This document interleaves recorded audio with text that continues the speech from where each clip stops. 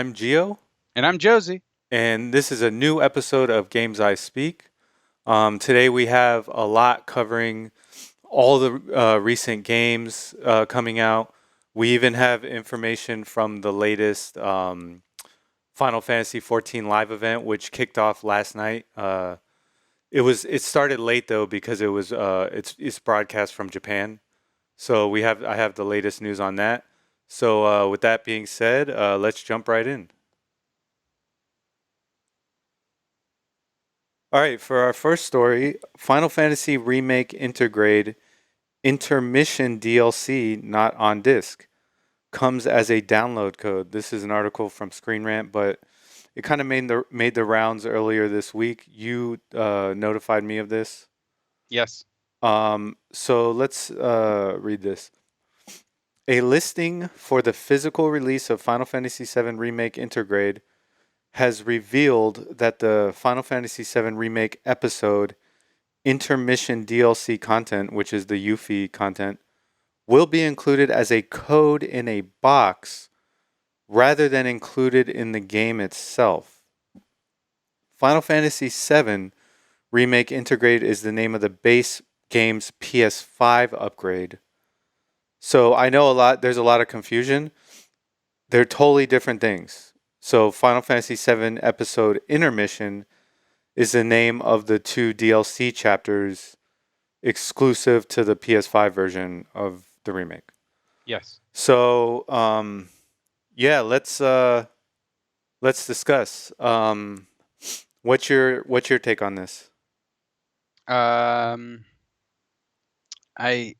think it's unfortunate. Yeah. I don't think this is a good business practice of gating content digitally for Yes. physical media. Yeah. So if you're buying a physical item, I expect to receive everything on that item. Like an example would be like a movie or something like that, where Yeah. you would go ahead and purchase that, and you'd want the movie to be fully on there, but it's like, no, wait. We have the ending available digitally, and you have to use the code. Yeah, it's ridiculous when you think about it. So I get it that we're gonna. It's inevitable that we're going to a digital future, but Yeah. currently, as we have physical media, they really should make a point of including everything that is in that media. This, to me, is worthless unless you actually don't have the game. Yes, and let's also bring up the value proposition here because this is my main gripe with this. Um, because look at this, you can buy Intergrade. It's going to sell for $70, right? Correct. $70. You can buy Intergrade for $70. You can get the PS5 version, which is in 4K, and then the DLC code, or you can buy a used PS4 copy for like $20, right? Correct. Then get the free PS5 upgrade when you put it in your PS5. And only pay $20, which to me is still too much. Yes, it is way too expensive for the DLC. For the DLC, but you're saving $30 by doing that. So it's still better value. So they undercut themselves. They played yourself. They literally undercut themselves. And so you got to wonder, like, who's making these decisions for them? You know what I mean? Like, this has got to be a business decision first and foremost. But it doesn't even make sense. No, it does make sense. It's literally preparing users that, much like yourself and myself, prefer physical media, and it's like, hey, look, we're going digital, bruh. We're gonna be going digital. It's coming. Yeah. A good example is Capcom. Capcom does this all the time, and they did it recently with the Devil May Cry HD collection. Yeah. You know, they had 1, 2, and 3 on the disc for PlayStation 3. They had 1, 2, and 3 on the disc for PlayStation 4. But when it came time for the Devil May Cry 3 Special Edition that had all those Switch exclusives, That's only digital. Yeah. There's a physical version where you can get all 3 games, but only 2 of them are on the cartridge. The Yeah. third one isn't. Yeah, I see what you're saying. And it's just, I don't know. It does undercut used game sales. It does. Um, so it undercuts the value of the game itself in general, I think. Yeah. But Yeah. only to people that feel the same way. I don't think it matters to people that just want the game, which is fair. Yeah. Yeah. No, you're right. Um, but for people that put consider games as kind of like not just a hobby, but also as an investment. Yeah, it does diminish the value when you have a code that will expire and it doesn't include the full content on the game. That's why I like limited run games. A good example is Panzer Dragoon, or I forget, I think it was Celeste. Both those games, they didn't release the physical versions for purchasers until all the patches and all the whatever extra DLC stuff was on the cartridge itself, so that you can have the Yeah. full experience on cartridge and not have to be concerned with downloading something else after the fact. And they're really good about giving you the definitive version of games. Exactly. Um, so yeah, but it's just funny how the PS4 version undercuts this new version as well for value proposition. Yeah. You know what I mean? So it's like, so everyone who's pissed off about this, just We'll see how the sales come yeah, out, we'll see how the because sales honestly, go. I'm definitely, I mean, this has definitely soured me on any kind of purchase, just not including what's going on with the Yuffie DLC story. Yeah, So I definitely won't be purchasing this, and I won't be purchasing the DLC separately because $20 for that DLC is mad insane. expensive. It's insane. So I can wait. Yeah. So vote with your wallet. Yeah, my prediction is that Intergrade is going to have low sales numbers.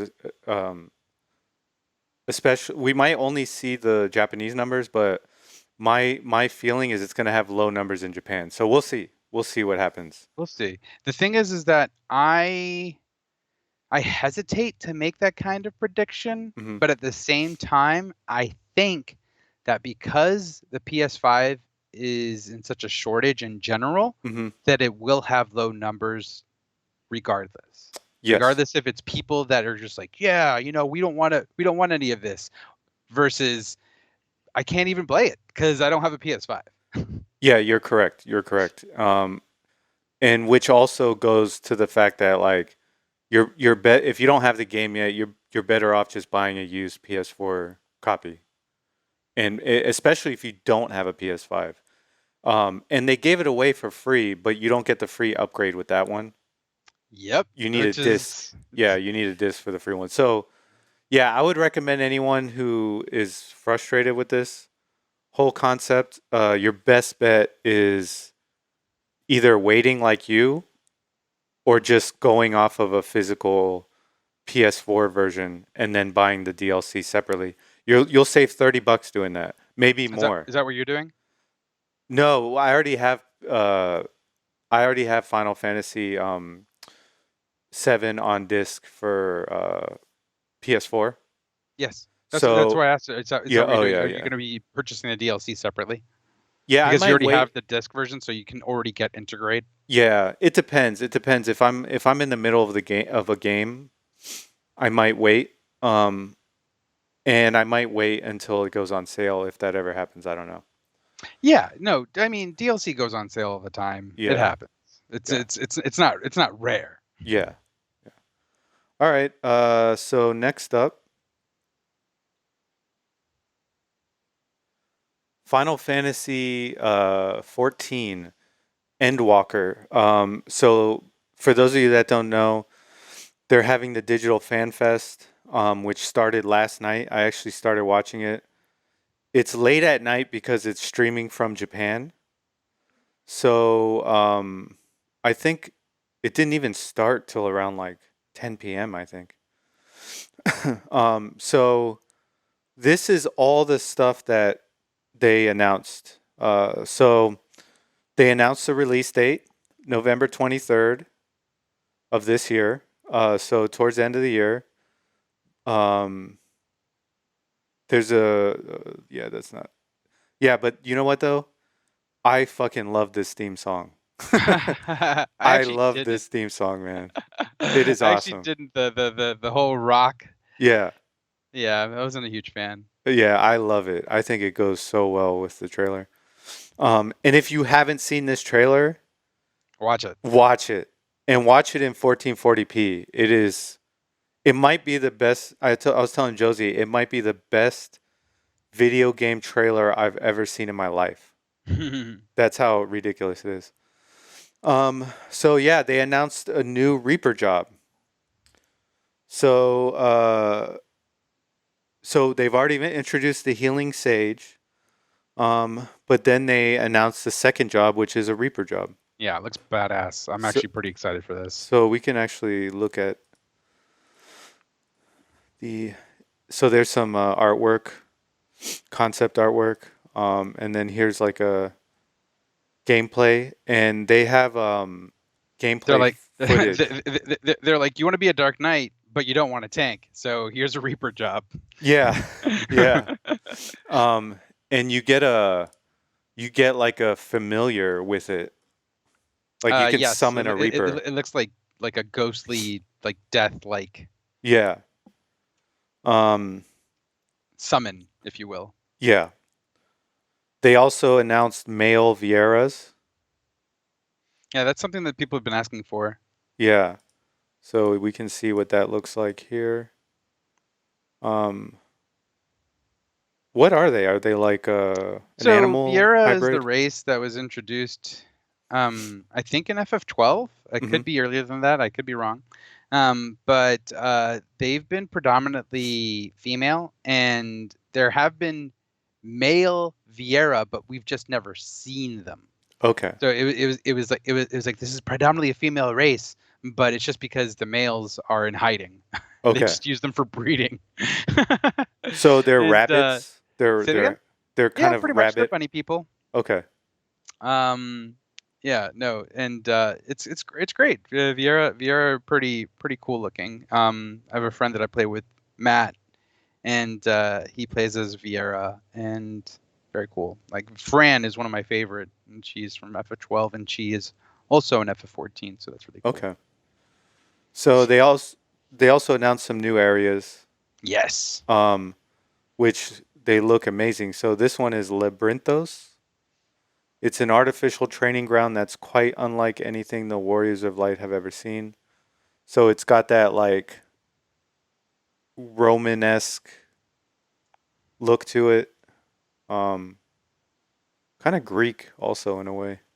Mm. Um, and then this is Lamentor or Yeah, Lamentorum. Mare Lamentorum, which is like a kind of like a sci-fi, dimensional type. Well, it's on the moon, and I believe that I actually don't know if Yoshi P's favorite Final Fantasy IV, but Final Fantasy IV took place. A part of it was Mhm. on the moon, and a lot of the content in this is in reference to Final Fantasy IV. One thing that's really awesome about Final Fantasy XIV is that it makes references to all the old style Final Fantasies, which is Mhm. really cool. Yeah. And it's all connected in a way. And I don't want to ruin the story for anyone, but it's very well done and some of the best Final Fantasy that you can experience and right now. Okay. So Final Fantasy IV connection is the moon, and it's even tighter in that connection in that when you pre-order Final Fantasy XIV Endwalker, I think off the site, you get a Palom minion. Oh, And okay. Palom is actually one of the young mages in Final Fantasy IV. Oh, okay. Cool. One set of twins, Palom and Porom. All right. Here we have a new city, Old Charlayan. Or I don't know how to say that. I think you got it right. Our old Charlayan. Yeah, Charlayan. That's probably it. So this looks pretty cool. Yes, that's gorge. Um, and then you'll take on the Magus sisters. Yep. I think So they were first introduced again, I believe, in Final Fantasy IV. Actually, could be sooner than that. Maybe Final Fantasy okay. II. I forget. So these are a boss. Yes. Well, Okay. I actually don't know if there'll be a boss here. It says you'll take on the Mega Sisters, so yes, I believe so. They usually tend to be enemies. I first encountered them when in Final Fantasy X. Okay. That's when I first encountered them, and then I went back and started playing all the old school Final Fantasies. Okay. But they're a constant boss group. Okay. They're fun. They're fun. Um, okay. You'll explore the lore and brand new Alliance raid series, Myths of the Realm. Ooh. Um, so Myths of the Realm, it'll take you deeper into the lore Final Fantasy XIV Online than ever before, all while presenting an exciting challenge. That sounds exciting. Yeah. um, there's a new tribe to encounter, Leporits. Leporit, yeah, Leporits. Mm. Um, that's funny. Uh, yeah, and then there's a new data center coming to the Oceania region. Because I know a lot of Oceania gamers, and they usually have the worst Connection. ping, yeah, in all MMOs, just because there's not more out there. But looks like they're adding more support for that. And there's pre-order bonuses. If you pre-order the expansion, you'll get to play it ahead of the official release. Early release is tentatively scheduled to begin on Friday, November 19 at 1 a.m. Pacific Standard Time. In-game item, Menfina earring, a Mm-hmm. gorgeous earring with a design that draws inspiration from the moon. One of many locations the Warriors of Light will visit in Endwalker. Let's see. Additionally, the earring grants a 30% increase in EXP when worn. Perfect for leveling your jobs to 80. That's a lot, 30%. Yes. Um, But honestly, it does get it takes a lot of time to go from 0 to 80. just 70 to 80. Oh, It just yeah. takes quite a bit of time. And then But yeah, I believe currently the ring only goes up, or any kind of EXP bonus goes up only up to 70. So 70 to 80 will be nice to get that 30% yeah. bonus. In-game item wind up Palom minion, which you already discussed. Yeah. So you'll get your bonus cords when you pre-order. And the collector's edition bonuses. Hell yes. You get a Endwalker special art box, expertly crafted paladin figure, art collection and frame set, Asm pin, Loporit mini plush, in-game item Arion mount. um, and then you get the minion and Death Scythe Reaper weapon. The Death Scythe for Final Fantasy XI makes its appearance in Final Fantasy XIV as a Reaper exclusive weapon. And so you already pre-ordered the collector's edition, and you said it's gone, right? Yeah. From what you can actually go to the site, go to the store. It says store right there. Check it out. Okay. And then it should. Yep. Click on it. Go This one, to. right? No, no, Collector's. no, no. Go up. Go up. That's the digital collectors. Go down. Oh. Oh, here we Here we go. go. Right here. Yeah, Sold sold out. out. Okay. Here's the thing about this though. That box. Yeah. Go up. That item for Windows and Mac players, you get the game and the physical box. For PlayStation 5/PlayStation 4 players, Mm-hmm. you don't get the game. It is Oh. just the collector's edition items, the box, the figure, art cards, what have you. But you don't get any of the digital items, nor do you get the game. So you actually still have to pre-order the game after the fact, which is That. what I did because I mean, look behind me. I've got Yeah. Stormblood right there. Shadowbringers right here, Heavensward right here. Oh, there's Realm Reborn right there. Yeah. You know, like I love the collector's edition items. I've actually have the Dark Knight displayed from the Shadowbringers collector's edition. So in general, they've all come with code Mm-hmm. to go ahead and get the current expansion. Yeah. Um, and they've just lowered the price, so it's just the collector's edition items. It would have been Yeah. nice to include it just so you can have it all in one. I don't Yeah. understand why they wouldn't do that. Yeah. I can. Oh wait, no, I do. It's because they don't have to add any other items. All they have to do for the Windows and Mac users is probably add a slip. Yes. Yeah. And as far as for the PlayStation 4 players, there was always like a disc that had the base game up until whatever, Mm-hmm. and then you had to download everything else. Okay. Okay. So it's not that big of a deal considering the kind of game that you're getting. Yeah. Otherwise, I would be upset. Yeah. And that's a good point. There's a distinction between when we get upset over download codes for offline games versus online games. Correct. Online games, it doesn't matter because if there's no internet, there's no game anyways. You can't play it. You know what I mean? Yes. But when we buy offline games, we want that to be able The to do complete them offline. experience. Yes, yeah. Yeah. So And that's the go ahead. difference. Yeah. All right. So yeah, it's looking great. I'm still debating if I'm gonna jump back into it. It's been a while. I only played when it first came out, but Matt and I are still playing. I mean, yeah. I haven't played lately, mostly because I've just been bogged down with work.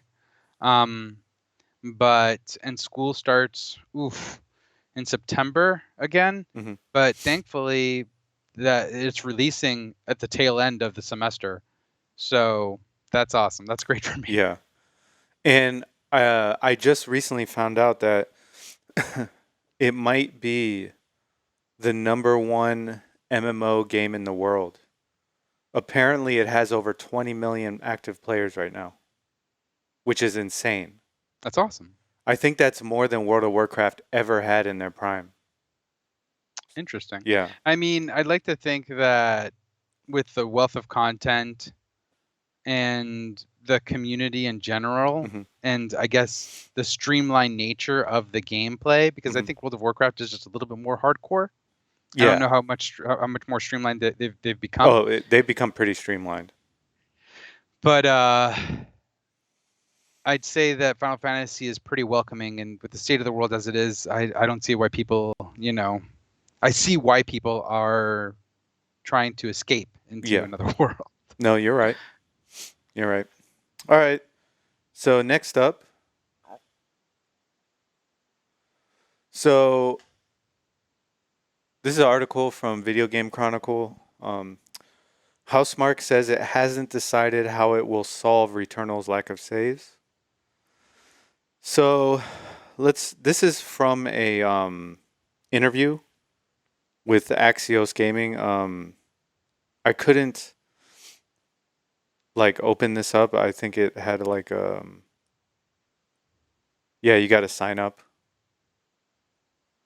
So, and I didn't want to, but essentially this is what it says.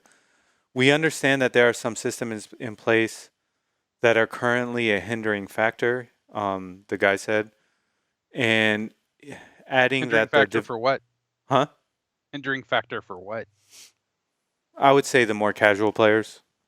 Oh, Um, adding that the developer's intent was to get players into a focused, hardcore mindset when playing the game, but that the feedback has been heard. They haven't decided what its next steps are, but currently we just don't know exactly what it is. So it's very difficult to announce anything because I think there's a lot of different people looking for different things. So, um, let's see. The lack of any difficulty levels may unfortunately exclude less experienced gamers, but anyone who doesn't mind dying a bunch of times will thoroughly enjoy themselves. And that's me he's talking about. Because I'm one of the few people that don't mind dying, which is why I beat all the Dark Souls, Bloodborne, and Sekiro, even though I'm not inherently good at those games. It's just because I don't let dying get to me. You know what I mean? Yes. It gets to me sometimes, but I usually bounce back pretty quick, which is the mindset you have to have a game. You have to have for a game like Returnal in its current state. So, have you beaten the game yet? I haven't even played it until actually this morning. Funny enough, Oh, okay. I was in a good run before we were gonna meet up to record this, Hmm. and I was actually like, "Oh snap, it's getting close to the time. I don't know if I should message him and be like, hey, can we hold up for a second?" And then Yeah. I died like 2 minutes before we needed to meet up, and I was like, Oh, "Okay." yeah. How far did you But get? I still haven't beaten the first biome. Like I've barely played it. I was playing near Replicant, and I just 100%ed near Oh, Replicant okay. last night. So that's what that was my focus. And then now I'm gonna do Returnal, and I still yeah I'm playing the first biome, and I'm trying to get accustomed to just playing it again because I actually haven't played it since the first day I purchased it. And I was like, Okay. oh, this is neat. Yeah. Going back to near. Yeah. So I don't know, like when I see articles like this, I get it. There's people that might be interested in this game Yeah. if it wasn't so hard, Hmm. but there are no games for everyone. Yes. And Nor should there be, because they this won't be is good. the type of game that it is. You're Yeah. interested in it or you're not. Yes. It's really simple. Yeah. And I think Housemarque made the game that they wanted to make. Hmm. And in terms of shooters, Yeah. it's just it's just like any other shooter, except for the fact that, you know, I guess each run can be considered quite long. I'm sorry if I'm Yeah. boring you. Yeah. No, it can be around a couple hours for each run. Yeah, exactly, exactly. And then to beat the whole game is around 10 to 15, 20 hours maybe for some people like myself. Yeah. But I mean, I'm content with the game as it is. I need to get through it. I need to. It is a game where you just have to get good. Hmm. Point and blank. Yeah. Um, and So if they come up with a solution, I it is what it is. But for the yes. time being, I think that the game has its audience, Yes. and if you're not part of that audience, it's fine. Yeah, It's no, okay. I agree. I agree. And I think what the guy said sums it all up. The game is designed to be a focused, hardcore experience. So if Correct. you're going in there not focused, not ready to grind, then you're just not going to get far unless you're like It's a not Animal Crossing. You're yeah. not coming to it after like a long day at work Hmm. and being like, oh, okay, I'm gonna relax Yeah. to some Returnal. Yeah. Now, funny enough, I do find the game relaxing, which is probably why I'm not beating it yet. How much have you Because played?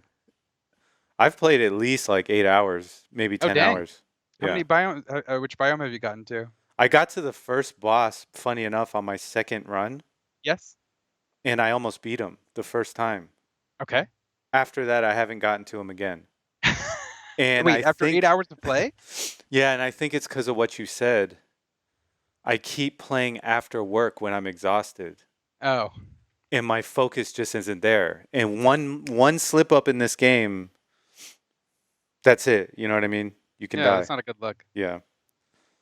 So yeah, that's it for that. I mean, look, Even Hades, you had to be focused. You hmm can't just like lollygag in that game and be like, oh, whatever. no, you can't, man. You can't. There's some games you just have to be focused for, and Yeah, if you go in with the wrong mindset, you're just not going to get far. You know? agreed. For example, the last boss of Sekiro. Dude, just the last boss. How about Lady Butterfly? Yeah, lady, you and me both. You beat her quicker than me, but oh my god. This is yeah, like there's just I some Here's the games. thing. He just said I beat her quicker than him. I Yeah. took 3 hours to Yeah. beat her. And it was mostly because I was too stubborn to leave. I had stumbled into that area much earlier Hmm. before I even got my first upgrade.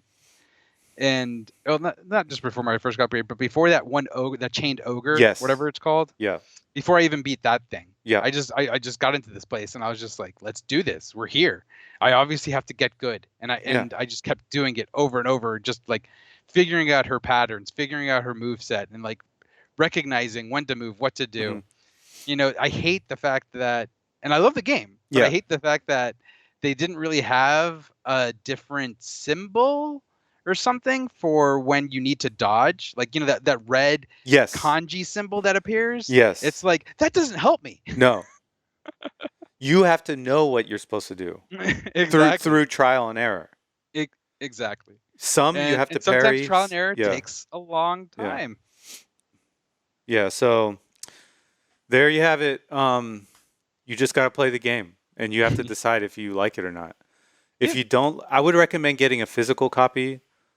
That way, if it's not your cup of tea, you can sell it or trade it in at least. Next up. So, you and me have been talking about what's Konami going to do next Yes. because we didn't know, right? Well, it turns out that they have released their next game, but Oh, they will it's be. it's already open on early access on PC. Gotcha. So technically, it's released, but it's not released in its final form. Ooh, my final form. It's called GetsuFumaDen, Moon, Undying Moon. And here's the thing: it's a game that was on the Famicom. Never released in the States or outside of Japan. Never, and it was released in 1987, and it was a side-scrolling action platformer similar to Castlevania or Ninja Gaiden, and it's a game that no one would have expected. So here's a screenshot of it. The game is beautiful. The game is beautiful. It has that traditional Japanese art style. Ukiyo-e. Is that what it's called? Yes. And it was, but I believe it was developed by an indie developer. Um, do they have the name of the developer?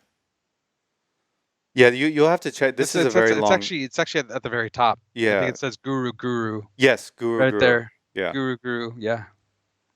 So Guru in with Konami, they made this game. So here screenshots.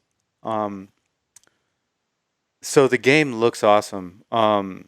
Now here's an interview. I'm not going to go through it. I'm going to post this article so you can go through it. But what we are going to do is we're going to take a look at the Steam reviews. So let's pull that up real quick. All right. And I like Blasphemous right there. yeah. This is a mouthful. All right, let me paste it in here. There we go. So this is in early access, so it's not the final Whoa. version. You weren't born in 1956. Dude, don't tell anyone. So here we can. This is not YouTube, so hopefully this video won't get a strike against it. But yeah, here you can see the gameplay.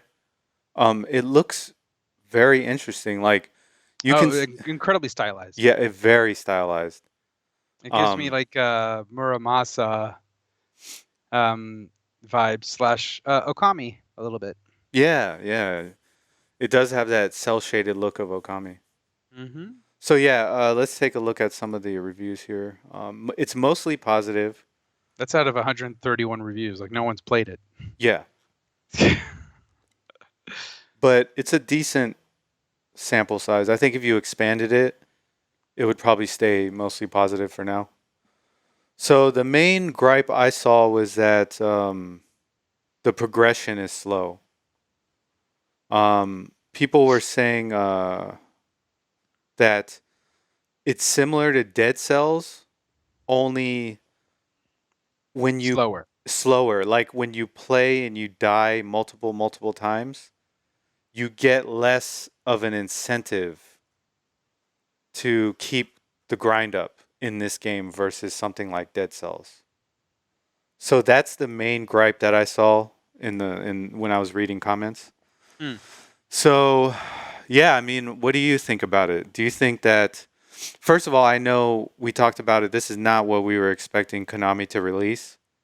No. But do you think this is like a good start, or would you like to see them shift their focuses towards one of their main IPs? I think it's a good start, Okay. especially since people don't have a lot of expectations for it. Hmm. This will give them the opportunity to impress. Hmm. So yeah, no, I mean when it comes to something like Silent Hill or Castlevania, people already have expectations. Metal Gear, like people are gonna be like, look, this better be better than Yes. what Yeah. you've done before. Yeah. And unfortunately, um, I'm not familiar with what talent they're working with right now. And so we can expect from how Metal Gear Survive came out, from how that one version of Contra came out, that it's not where it needs to be. And that's me putting it nicely. Yes. Yeah. No, I think you're right, man. I think you're right. I, So in general, I think if they're able to wow us with an IP that they've been holding and they haven't really done anything with, mhm. I think that's a step in the right direction. Yes. How about yourself? Yeah. No, I think so too. I think they're testing the waters pretty much. Yeah. So Aside from like a well done remake or re-release of their older content, this is a good step. yeah. Yeah. All right. So next up, so Mass Effect's a Legendary Edition just launched. I just got my copy. Did you order it? I did not. I think I stated before that I wasn't gonna get this until I have it on PC. I'll probably get it on PC in the distant future. Okay. So the game overall is mostly positive, Mm. but when it released, it was mixed review on Steam, and it had to do with technical issues. So let's look at some of those. The Steam version launches Origin in the background, which is annoying and may require troubleshooting. So for those that don't know, EA Origin still using Origin? EA still uses it Gotcha. for their games. So yeah, um, I don't like Origin platform. I'm sure a lot of people don't. And if you're playing a game on one platform, it makes no sense to launch another platform at the same time. Um, so yeah, the mouse control in Mass Effect 1 feels wonky, as if mouse acceleration is on. So for those of you that don't know that aren't PC gamers, mouse acceleration is when the faster you move your mouse, it'll accelerate the movement. So for some games it's good, for other games it's not good. Um, the ultra wide support doesn't include cutscenes, which are 16 by 9 with black bars.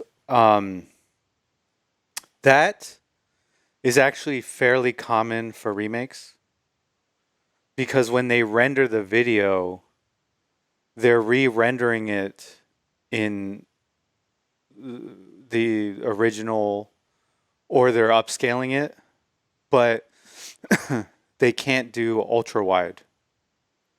Does that Gotcha. make sense? Yeah. Yeah. I think Um, that's fine. It is what it is. yeah, that's not like a major issue. Yeah. Um, there's no FOV slider, so you can't change the field of view by scrolling in and out. which is a big issue on a lot of PC games. Um, there aren't many graphics options, and it doesn't look as good as I expected.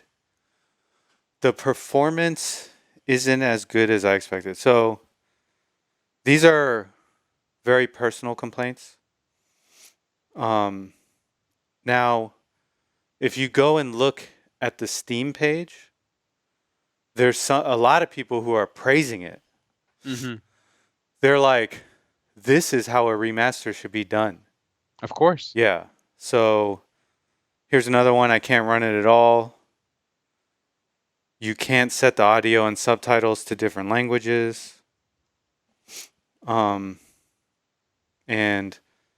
there is no controller support. I was about to say, what? Yeah. Why would there be no controller support? That makes no sense. Yeah.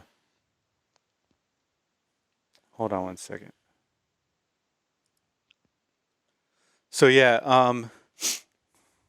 so you're gonna wait to get the PC version? Yeah, I'll get the PC version in the distant future. I'm not in any rush to play the game in general. You've played them, And right? Already, yeah, right? I've played all three, and honestly, the third one, I fall in the camp that the third one is the most disappointing. And I feel like the entire trilogy was hurt by the ending, kind of like the ending, like a bad ending to a good movie. It does hurt it in some way, shape, or form, Yeah. at least for me. Yeah. So no rush, and PC will probably be best with any kind of mods. Oh yeah. There's definitely gonna be mods, that's for sure. Exactly. So literally no rush. Okay. All right, next up we have Google Stadia, or Google says Stadia is alive and well. So so for those that you don't know, let's go over all the things that have happened with Stadia. All right. The company recently closed its internal development studio, Stadia Games and Entertainment, less than 2 years after it launched. So that was one thing, right?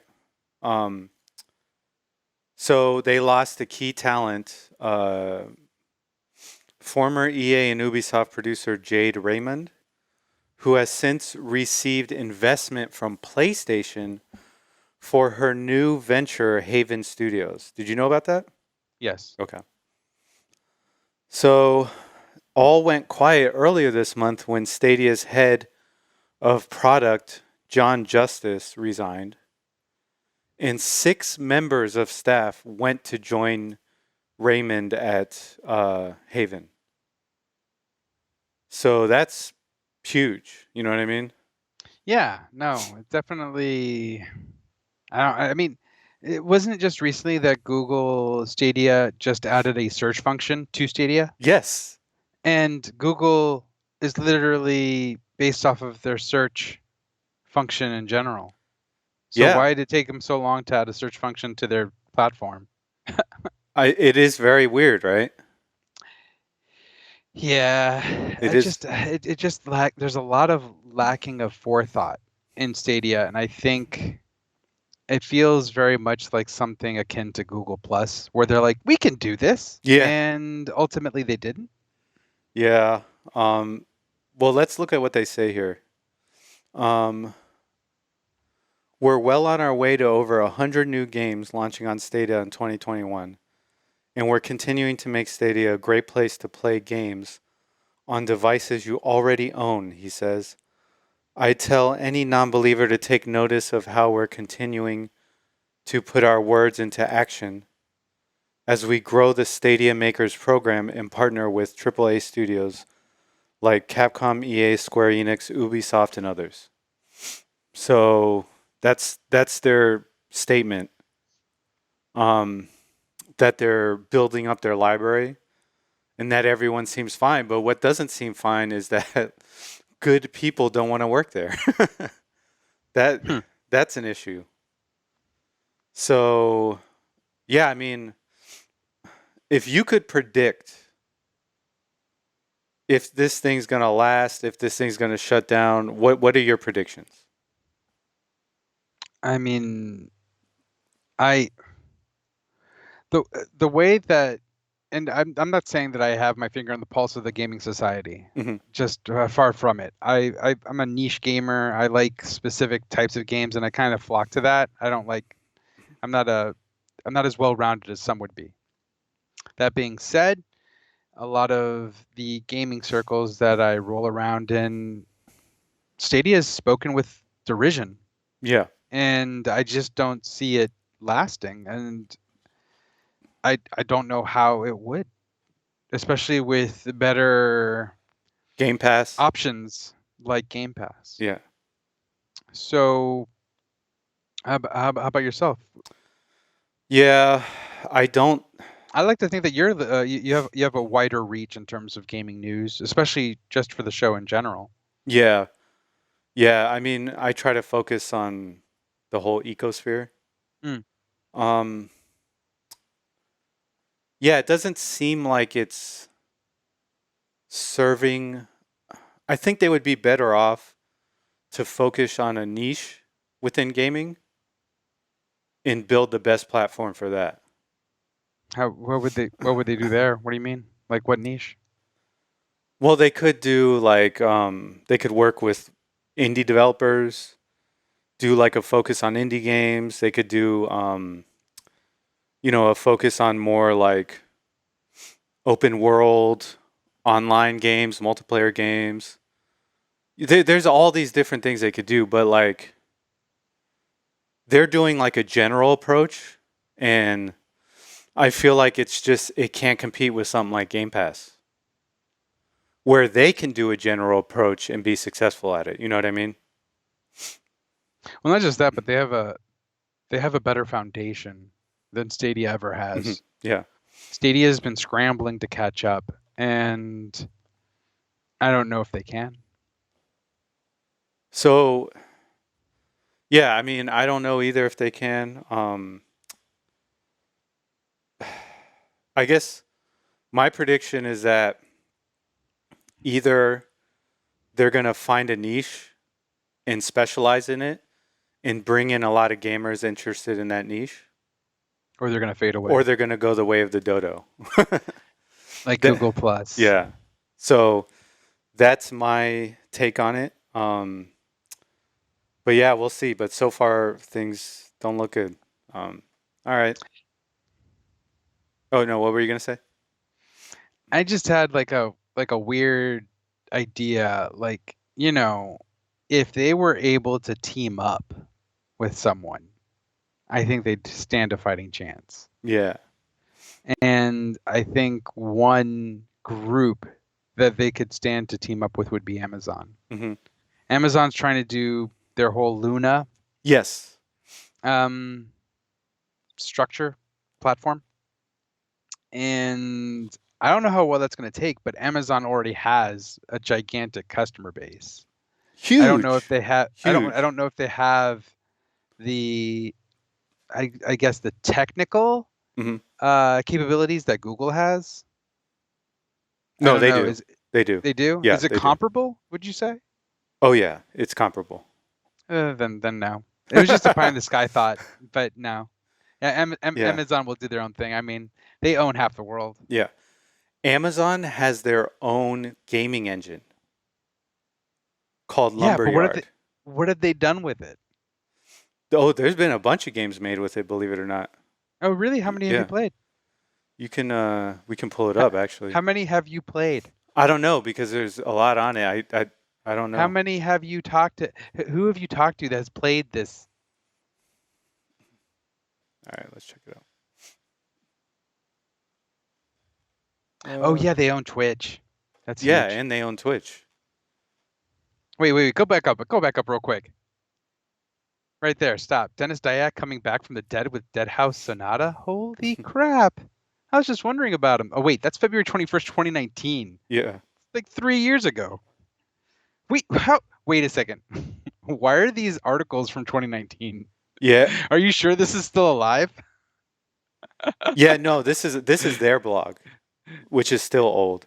Yeah, July 17th, 2020. This is a page just for their engine. This is not a news page. Mm-hmm. So yeah, you can make a bunch of game. There's like, well, who knows if Star Citizen's ever gonna come out, man? I like that logo for Dead House Sonata. Yeah, Yeah, okay. So yeah, I but mean, I they mean, have their own Lumberyard engine, you it's know. a game engine, but I don't know. So yeah, but yeah, things looking grim for Stadia. All right, next up. So I sent this to you during the week. Yeah. This caught my eye because I was doing a scan through Kickstarter and Indiegogo, looking at gaming stuff because it's fun to see what's coming out, you know, Mm-hmm. all the new ideas. Yes. So this is a very interesting idea. So essentially, what it is it's a gaming platform designed around co-op or competitive multiplayer, but like in party, like fun games. You know what I mean? Yes. And it has, as you can see here, it has all the integrations for like social media. You can show everybody can see their cameras when they're playing. You can stream it live on Twitch. It's all just designed for like this new type of gamer. You know what I mean? It's a Microsoft Teams for games, Yeah. And what's or interesting, Zoom, or Skype, however you want to say but it. what's interesting is they're focusing on a niche. They're focusing on retro gaming and in indie gaming, you could say. So they're actually building a console right here. This is the console. Not the best looking thing, but they have two things. They have their open here. I think it breaks it down. Yeah, they have their open. No, it's down here. Let me find it. Okay, here we go. So they have their base service, which is free. Now, this comes with a pre-package of 60 games that they've probably licensed out, right? Mm-hmm.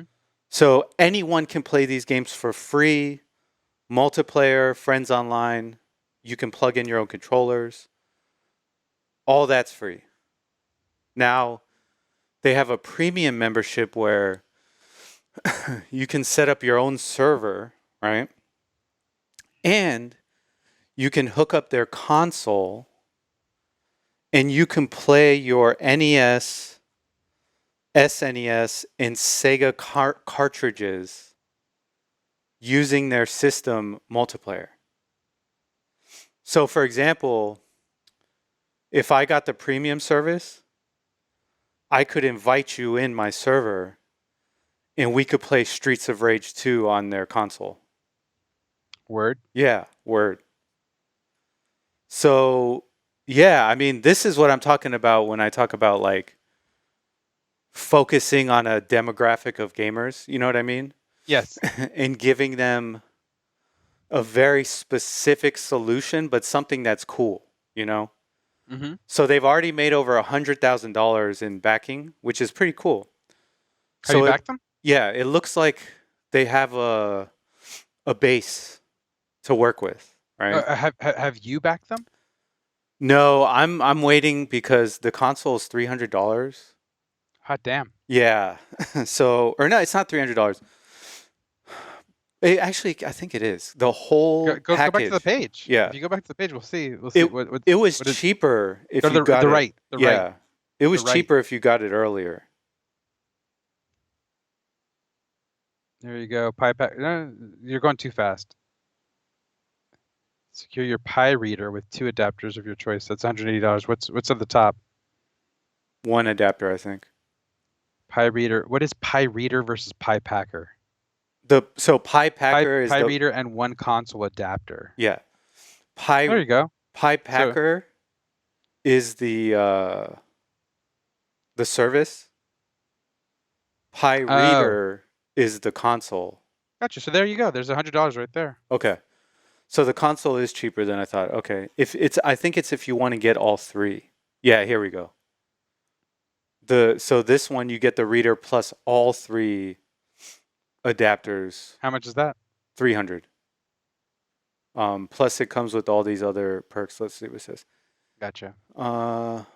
Access to private Discord backer channel, gold pie reader icon, infinite member icon next to your nickname. Your name appears in platform credits. Early access to Piepacker. Lifetime premium membership. So there you have it. So you get the premium membership for life. So, and look at this. Signed by creators, Micro Mages and Xeno Crisis cartridges.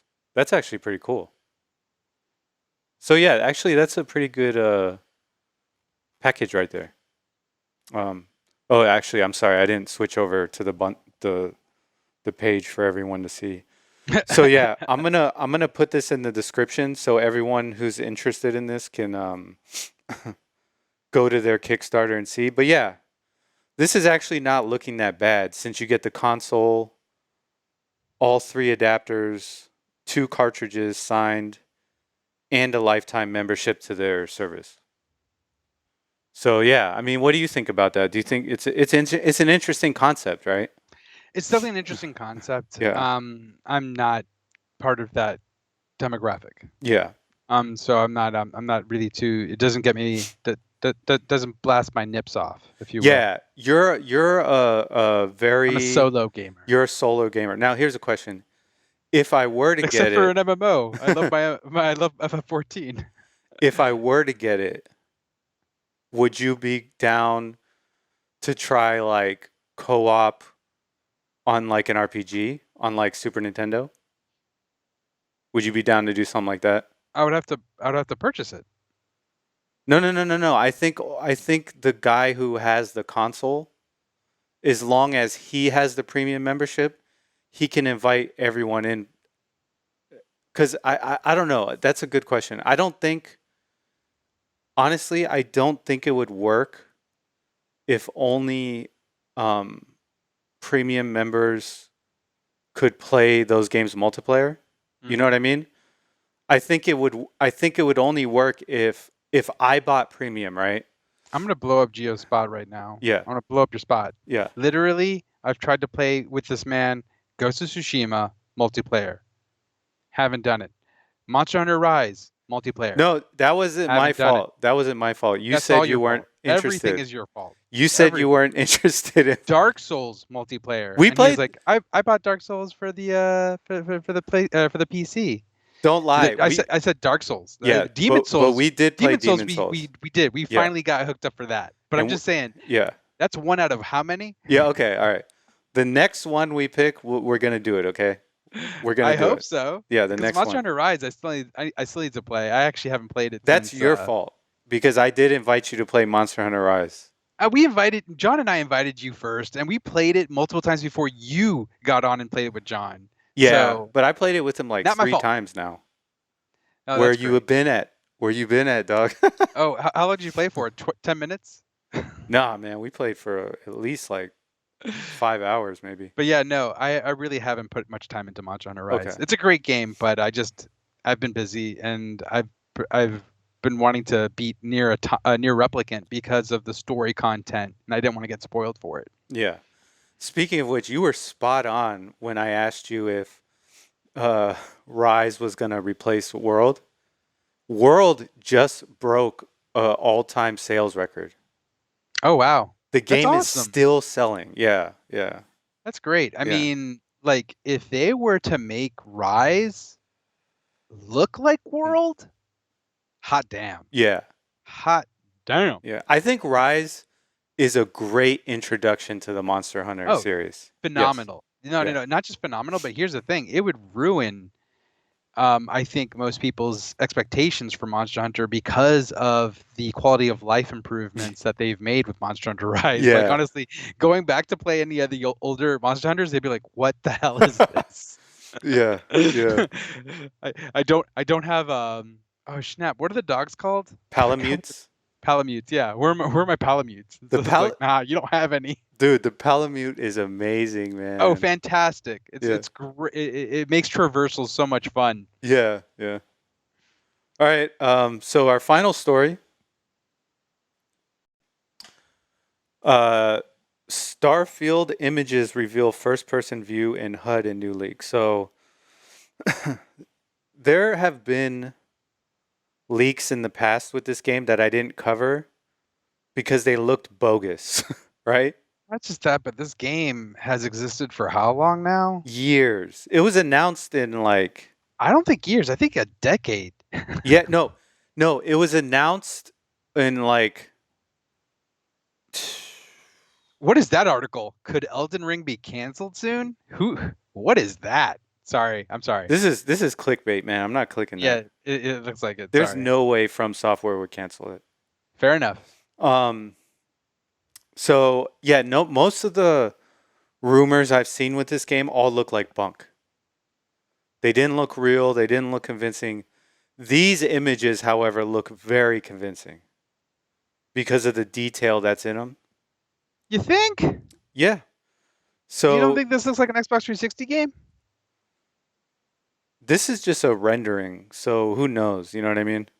Mm-hmm. Um, so here we go. Here's an image showing a first-person HUD.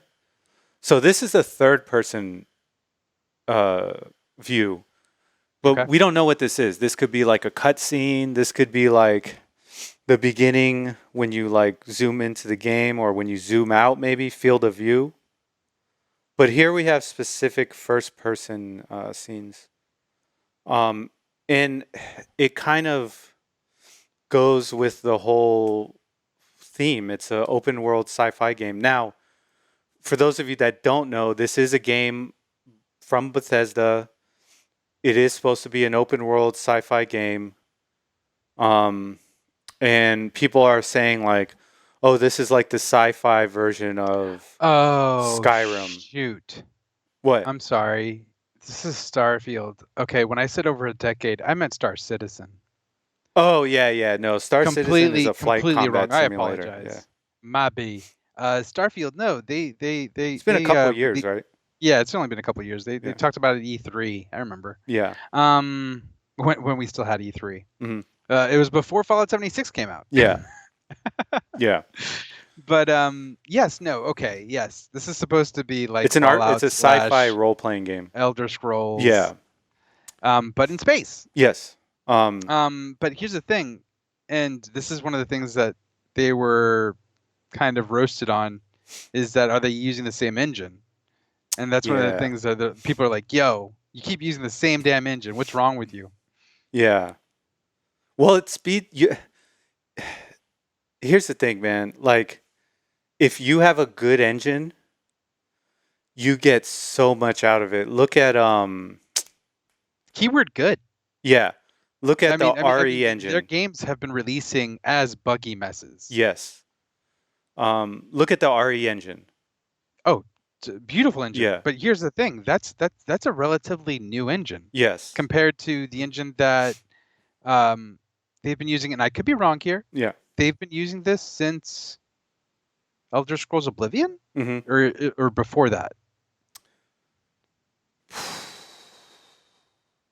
You have to remember, Oblivion came out. It's old. Yeah. It's old. Early 2000s. Yeah. I remember I hadn't even left the military yet.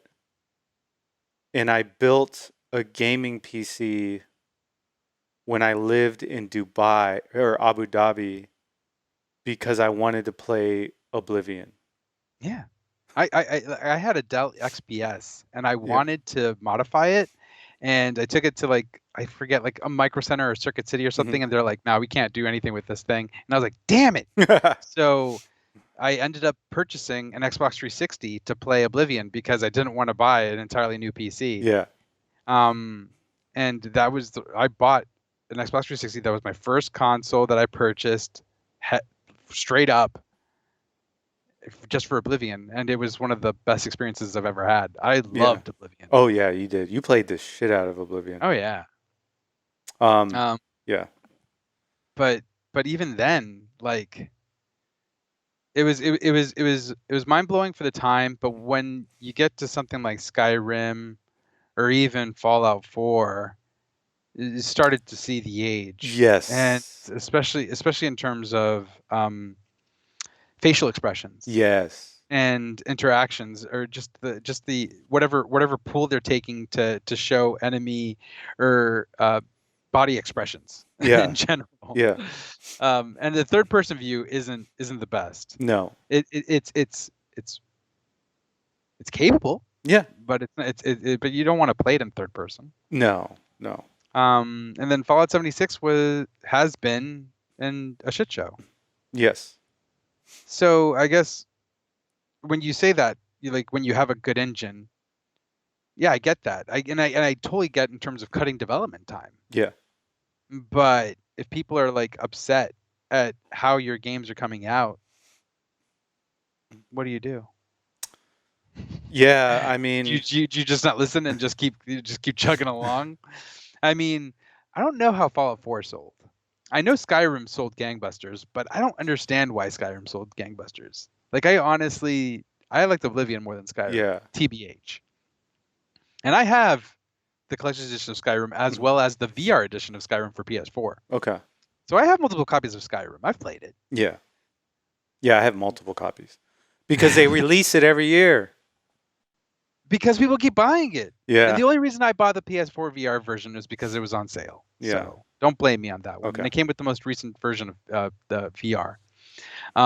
But that's not the point. The point is that like I guess if people are willing to play Skyrim year over year, then that's their argument. Yeah. Their argument is like, hey, people are playing this game with this engine, Yeah. and they're enjoying it, and we're selling it.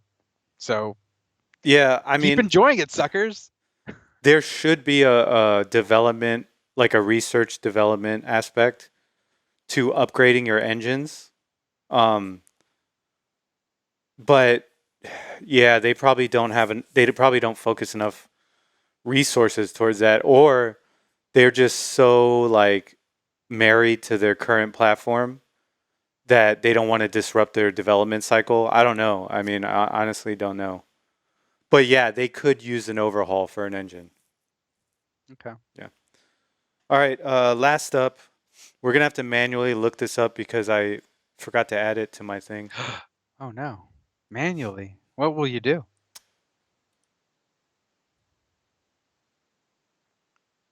You're Googling?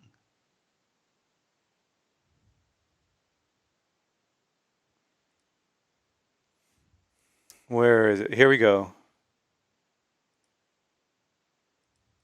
All right. So actually, I want to see the numbers for Final Fantasy. So not Final Fantasy, Resident Evil Village. So Village? essentially, the story is that Resident Evil Village is the lowest selling Resident Evil on release of all time. Whoa. Yeah. That is sad. Yeah, I forgot to add this story. Oh, here we go. All right. This is an article, Video Game Chronicle. Resident Evil Village's first week sales in Japan were the series' worst in 19 years. Wow. Um. That's Oh actually wait, never mind. I'm wrong. It's the third worst launch. Okay. Oh, what are the other two? Resident Evil 1 and 4. But you know what? 1 makes sense because that's the first game, and people didn't know about it, right? 4, I think 4 is only being taken into account from because it released on the GameCube. Yes, that makes sense. So on the GameCube, so that makes sense too. All right, so here we go. But that sucks. It's been a It's been 35% drop from Resident Evil 7. So let's look at Resident Evil 7 here. Resident Evil 7 Biohazard. What's the Japanese game again? Name again? didn't you say it's just Biohazard? Yeah, it is Biohazard. Yeah. Yeah. Weekly sales, total sales, 231,188. Resident Evil Village, PS4, 111,171, and PS5, Oh wait, 38,000. this is Japan, correct? Seven. Yeah, this is just Japan. Is that why there's no Xbox? Yeah. Now, here's the I question. personally got it on Xbox. Is it because a lot of people are waiting to get the PS5 version? Is it because people don't have PS5s? Yeah. Could that be it? Or is it because a lot of people just weren't inspired by Resident Evil 7 and didn't want to continue that type of gameplay? Resident Evil 7 was amazing. It was Have you amazing. played it yet? Did you beat it? Yeah. Dude, I loved Yeah, Resident Evil Resident 7. I Evil thought it 7 was was awesome. phenomenal. I actually heard that Resident Evil 7 was too scary, which I don't agree with, but here we are. And that's why they had to tone down Resident Evil 8, which I have yet to play. Yeah. I will get to it. I'll probably get to it after Returnal. Yeah. But there's a number of factors at play, and it could be anything really. It could be like you said, maybe it released at a bad time. Hmm. But those are Japan numbers, so Yeah. Uh, yeah. So this is strictly for Japan. like I guess in that chart, Hmm. did it show how Resident Evil 3 was taken? Yeah. And I'm talking Resident about Evil Resident Evil 3 3 had. remake. Oh, the remake. Yes, Let's see if this is the remake. because that says Nemesis, Yeah. and No, this is Nemesis. that's 99. Dude, Nemesis Um, did amazing. oh, incredible! And 1 it's because million. of here's the thing, it did incredible because of Resident Evil 2. Yeah. And Yeah. then look at Code Veronica, which granted Code Veronica came out on the Dreamcast, but still, it should have done better than just that. Yeah. The thing is that I think Resident Evil 3, and don't get me wrong, I enjoy Resident Evil 3 as much as anyone, but it just isn't as strong a game as Resident Evil 2. Yeah. And that's objectively speaking. Yeah. It's Resident Evil 2 is a superior game. it is. And in many ways, unfortunately, that trend occurred again with Resident Evil 2 Remake versus Resident Evil 3 Remake. Resident Evil 2, phenomenal remake. Hmm. Resident Evil 3, it has its problems. Yes. We've talked about this Yeah. before.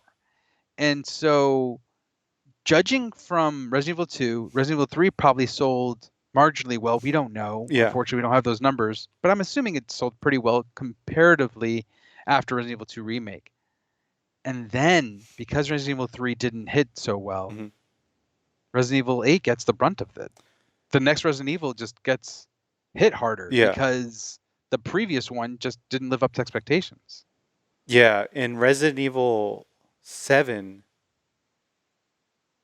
I mean, we talked about this. I didn't even know it existed. Yes, but what I'm trying to say here is in terms of trends, Resident Yeah. Evil 7, it did sell well, but it was mostly because we didn't have a new Resident Evil for a long time. Yeah. Yeah. And then Resident Evil 2 came out, Resident Evil 2 Remake. Yeah. That was incredible, sold Yeah. gangbusters. Resident Evil 3 remake came after that.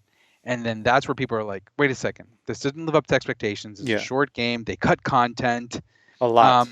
And it doesn't hit as hard or as well as Resident Evil 2 Remake. Yeah. I enjoyed it. But don't get me wrong, Yeah.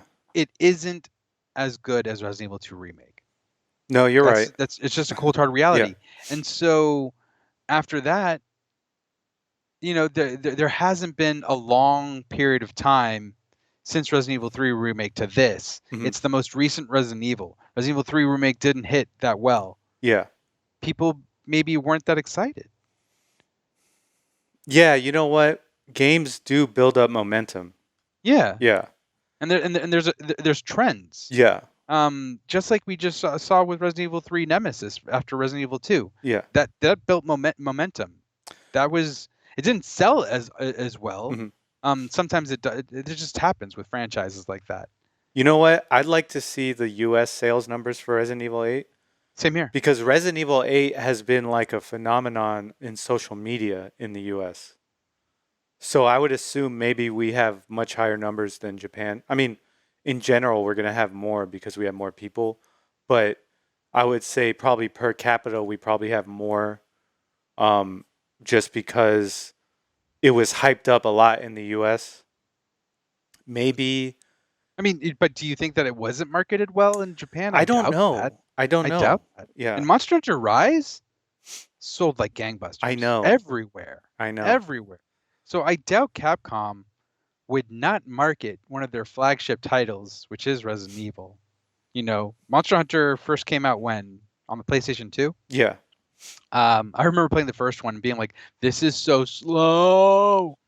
Um, but yeah, no, I doubt that it's a marketing issue. I think it's more of just like a response to the franchise and Yeah. maybe how people feel about the franchise. Because honestly, there has been some disagreement in Yes. terms of how Resident Evil should go forward, A lot and of that's people whether it wanted should be to. third person or first person. Yes. A lot of people wanted to go back to like 2 or 4. Correct. Now that being said, we are getting a Resident Evil 4 remake sometime soon. So maybe that'll balance back the favor towards the series in Japan. I don't know. We'll have to wait and see. But I am looking forward to that one. I do want to see the Resident Evil 3 sales in Japan, though. I'm talking about the remake specifically. Yeah. I'm surprised that that chart didn't have the more recent ones Yeah. that just released. It's like, come on now, come on, Resident nah. Evil 3 remake sales numbers.